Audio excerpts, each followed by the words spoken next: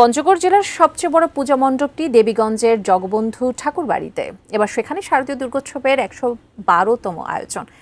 দেবীগঞ্জের জগবন্ধু ঠাকুরবাড়ি থেকে বিস্তারিত জানাচ্ছেন প্রতিনিধি সিদ্ধার্থ কর্মকার। সিদ্ধার্থ কর্মকার, কেমন দেখছেন, এখন কি আচার অনুষ্ঠান চলছে, সন্ধি পূজা কি হয়ে গেছে, একটু বিস্তারিত জানাবেন।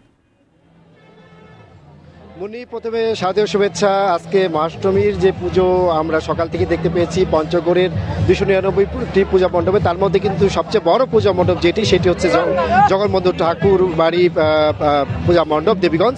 এখানে আমি দাঁড়িয়ে রয়েছি এবং এখানে কিন্তু প্রতি বছর যেমনটি হয়ে থাকে যে আসলে অনেক বড় পরিসরে পূজা হয়ে থাকে, ছোট খাটো একটি মেলার মতো। আমরা যদি একটুখানি আপনার মাধ্যমে দেখাতে চাই আমাদের দর্শকদের, আসলে অনেক বড় আয়োজন এবং এই যে নাগরদোলা দোলা থেকে শুরু করে বিভিন্ন রকম আয়োজন এবং ভেতরে এখন চলছে আলোকসজ্জার যে প্রদর্শনী সেটি চলছে।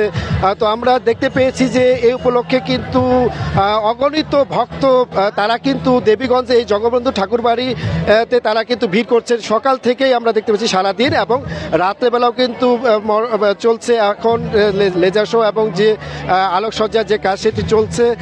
তো আসলে ঐতিহ্যবাহী এই পূজাটির যে যারা ব্যবস্থা রয়েছে তাদের সাথে কথা বলতে চাই।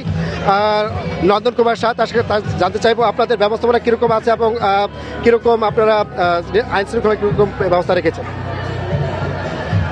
আমাদের ব্যবস্থাপনা খুব সুন্দর রয়েছে।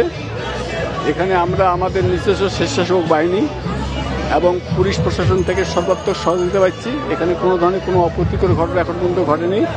আজকে ডিআইজি মহাশয় আসছিল, ডিআইজি মহোদয় এসে সার্বিক পরিস্থিতি দেখে প্রকাশ করেছে, সন্তোষ প্রকাশ করেছে।